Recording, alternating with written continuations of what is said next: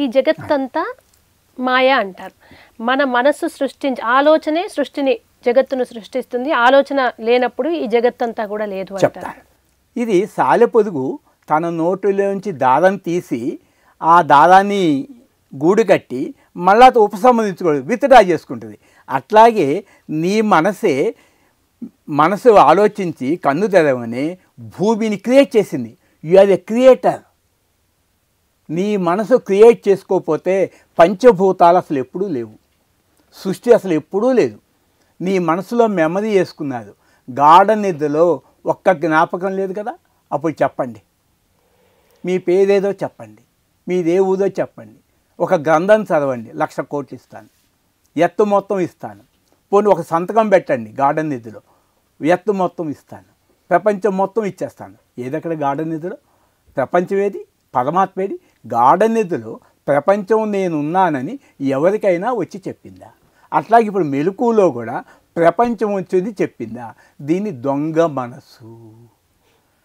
ఒక దొంగ ఎవరినో దొంగతనం చేసి 100 కోట్లు దాచిపెట్టుకొని పారిపోయాడు. ఇక అది కేసు పెడితే ఆ దొంగలు దొరకట్లేదు. ఇక వీళ్ళు ఉద్యోగం చేస్తున్న అతనేం చేశాడు? ఆ 100 కోట్లు దొంగతనం చేసిన ఆయన ఈ జాబ్కి అప్లై చేశాడు సిఐడి ఆఫీస్కి. చేసిన తర్వాత ఆ దొంగని నేను పట్టుకుంటానన్నాడు. పట్టుకొని ఆయన జీతం ఇచ్చేశాడు. తనే కదా దొంగతనం చేసింది, అందుకని ఎప్పటికీ పట్టుకోడు. తన జీతం తానికి వస్తుంది, ఉద్యోగం రిజైన్ చేయడు. అట్లాగే మనసు కల్పించిన ప్రపంచం దొంగ నేను కల్పించలేదని చెప్పదు. గాఢ నిధిలో ప్రపంచం ఉన్నదని ఎవరైనా చెప్పగలరా? చెబితే ప్రపంచం మొత్తం ఉచితంగా ఇచ్చేస్తాను. పోనీ గాఢ నిధిలో ఇది కలియుగమని ఎవరైనా చెప్పగలరా? ఇది త్రేతాయుగమని చెప్పగలరా? రాబోయేది సత్యయుగమని చెప్పగలరా? అంటే నిరాకారము, జనన మరణములు లేనిది, అది ఏకమేవ అద్వితీయో బ్రహ్మ. గాఢలో నీకు భయం ఎందుకు లేదు పంచభూతాల వల్ల? అంటే పంచభూతాలు లిమిటెడ్స్, 5 లిమిటెడ్స్. నువ్వు గాఢ నిధిలో అన్లిమిటెడ్గా ఉన్నావు. ఒక అల సముద్రాన్ని చంపటం అసాధ్యం. అట్లాగే జ్ఞానాన్ని, ధ్యేయ వస్తువైన ప్రపంచము చంపటం కూడా అంతే అసాధ్యము. అందుకని జ్ఞానానికి మించిన వస్తువు లేదు. అది సిద్ధ వస్తువు. ఏదో ప్రయత్నం చేస్తే నీవు భూమిని మొత్తం కొంటావు. కర్మ చేస్తే భూమిపై సంపదలంతా కొంటావు, సముద్రాలన్నీ కొంటావు, భూమిపైన సర్వప్రాణులు కొంటావు, సముద్రంలో సర్వప్రాణులు కొంటావు, సూర్యలోకం కొంటావు, చంద్రలోకం కొంటావు, నక్షత్రలోకం, మొత్తం ఇంకెందుకు 14 లోకాలకు కొంటావు. ఇంకా ఎందుకు నామ రూప క్రియాలన్నీ కొనేస్తావు. అంటే నామము రూపము క్రియ ఉందంటే అది లిమిటెడ్. మరి ఈ లిమిటెడ్ గాఢ నిధిలో ఏమైంది? లిమిటెడ్ పడిపోయింది. ఈ ప్రపంచము అలలాంటిది, సముద్రము నిరాకారము. అందుకని నేనేమంటాను, సగుణంలో ఉన్న వాళ్ళకి ఈ దేవాలయాలు దేవుళ్ళు నిజమే. నేను అది ఒకప్పుడు వెళ్ళాను గుళ్ళకి, దేవుళ్ళకి. శరీరాన్ని నేను చూడలేదే, రాముడిని రమణ అనుకో. ఇప్పుడు నేను అశరీరి, నాకు శరీరమే లేనప్పుడు ఈ శరీరాలు నాకెందుకు? అందుకనే 1,000,000 మంది కృష్ణుడు శరీరాలతో వచ్చినా నాకు అక్కర్లేదు. రాముడే 1,000,000 శరీరాలతో వచ్చినా 1,000,000 శరీరాలు అక్కర్లేదు. గౌతమ్ బుద్ధుడే 1,000,000 శరీరాలతో వచ్చినా నాకు అక్కర్లేదు. జీసస్ క్రీస్తే 1,000,000 శరీరాలతో వచ్చినా నాకు అక్కర్లేదు. రమణ మహర్షి శరీరాలే 1,000,000 వచ్చినా నాకు అక్కర్లేదు.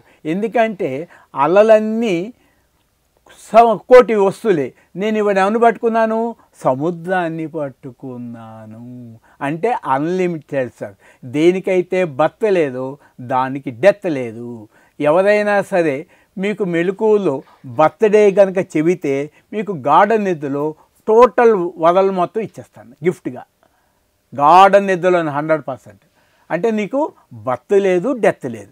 అటువంటి బర్త్ డెత్ లేని అనంతమైన అఖండమైన ఆనందాన్ని వదిలి ఈ పరిమితమైన ప్రపంచాన్నంతా నువ్వు జయించుకున్నా గాఢ నిద్రలో పోయింది, చచ్చిపోయింది. అంటే ఈ శరీరము ఒక లిమిటెడ్ బర్త్ డెత్ ఉంది.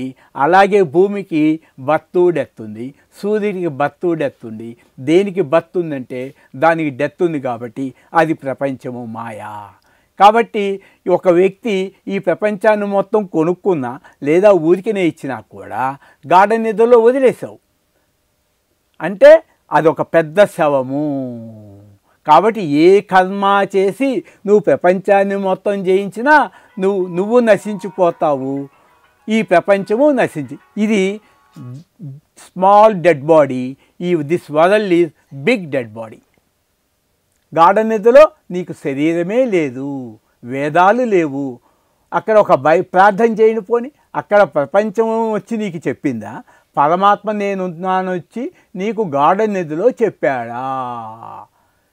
కాబట్టి అక్కడ కలియుగం లేదు, ద్వాపరయుగం లేదు, త్రేతాయుగం లేదు, సత్యయుగం లేదు. సత్యం అంటే 3 కాలాల్లో ఎప్పుడు మార్పు చెందకుండా ఉంటుందో అది సత్యము. ఇది విభాగము, లిమిటెడ్స్. కాబట్టి సిద్ధ వస్తువుని తెలుసుకోవటమే తప్ప ముక్తిని ఎవ్వరు ఇవ్వరు. ముక్తి దీక్షలను పరుగులు తీస్తున్నారు. ముక్తిని ఎవ్వరు ఇవ్వరు. ముక్తిని నీకు కావాలన్నా ప్రపంచం మొత్తం ఇస్తారే కానీ ఎవరైనా నీకు ముక్తిని ఇవ్వరు. ఇచ్చారంటే అది కాలంలో ఉంటుంది, కాలగర్భంలో కలిసిపోతుంది. కాలంలో పుట్టి కాలంలో ఉండి కాలగర్భంలో కలిసిపోయేది మోక్షం ఎలా అవుతుంది? నశించిపోయేది మోక్షం ఎలా వస్తుంది? కాబట్టి గాఢ నిధిలో సర్వధర్మాన్ పరిత్యజ్య మామేకం శరణం వ్రజ సర్వ పాపేభ్య మోక్ష ఇష్యామి మా శుచ. గాఢ నిధిలో నీ కృష్ణుడిని ప్రార్థించు, బంధం ఉందని చెప్పు, మోక్షం ఎక్కలేదు. అందుకనే మోక్ష సన్యాస యోగము, దాంతో అంతమైపోతుంది. గాఢ నిధిలో ఎవరన్నా అడగండి, నేను పాపిని అని చెప్పండి, ప్రపంచం అంతా ఉచితంగా ఇస్తాను. పోనీ పుణ్యాత్ముని అని చెప్పండి, ప్రపంచం అంతా మీకు ఇచ్చేస్తాను. గాఢ నిద్రలో ప్రార్థన చేయండి, దేవుడు పరమాత్మను కూడా ప్రార్థన చేయలేవు. ఏ గ్రంథం అన్నా చదవని గాఢ నిద్రలో 100 కోట్లు, 1000 కోట్లు, 1,00,000 కోట్లు.